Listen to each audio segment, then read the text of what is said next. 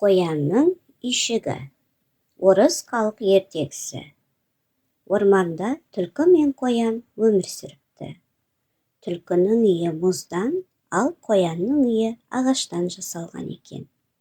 Көктем келіп, күн жылынғанда, түлкінің үйшігі бірден еріп кетеді. Далада тоңып қалған түлкі қоянға келіп: «Қоян, қоян, мен сенің үйіңе кіріп, жылынып алайыншы» деп өтінеді. Аңқау қоян түлкіні аяп, оны үйіне кіргізеді. Жылынып алған түлкі қоянды өз үйінен қуып шығады. Қоян жылап орман ішінде келе жатса, алдынан ит кездеседі. «Қоян, сен неге жылайсың?» деп сұрайды. «Жыламай қайтейін, түлкінің мұз үйі еріп, ол менің ағаш үйімді тартып алды, ал мені далаға қуып жіберді». «Жылама, мен саған көмектесемін». Ит пен қоян үйшіктің жанына келеді. «Түлкі, шық қане, қоянның үйшігін босат» деп үреді ит. «Қазір шықсам, жаман болады.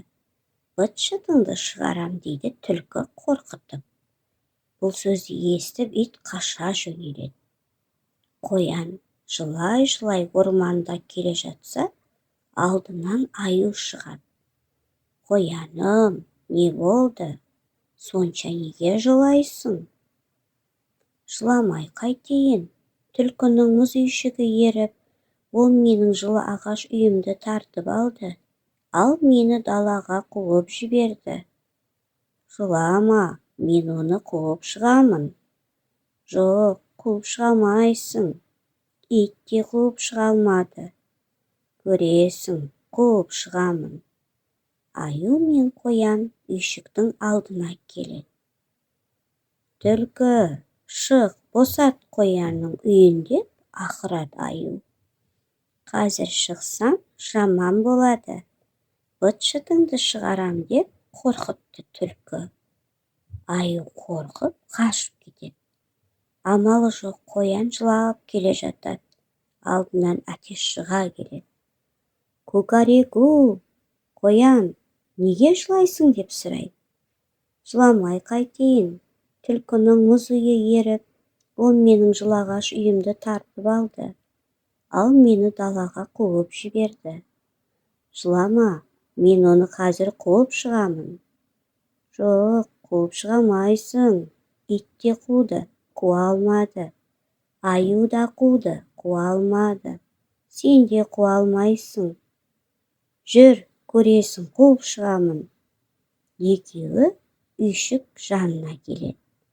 Әтеш аяқтарымен жер тебініп, қанаттарын қағып қатты дауыстайды. «Ку-ка-ре-ку! Шөп шабамын, шөп шабамын. Түлкіні іздеп табамын. Қоянның үйінен шықпаса, оны шөпке жабамын». Түлкі қорқып кетеді. «Аяқ киімімді киіп жатырмын» дейді. «Ку-ка-ре-ку! Шөп шабамын, шөп шабамын. Түлкіні іздеп табамын. Қоянның үйінен шықпаса, оны шөпке жабамын» деп әтеш қайтан ете бастайды.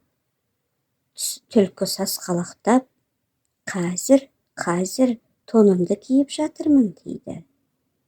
Әтеш әнін 3-ші рет қайталай бастайды. Түлкінің зәресі ұшады. Ол үйшіктен шығып қаша жөнеледі. Қоян ержүрек әтешке үлкен рахметін айтып, екеуі солай қоянның үйінде бірге өмір сүре бастайды.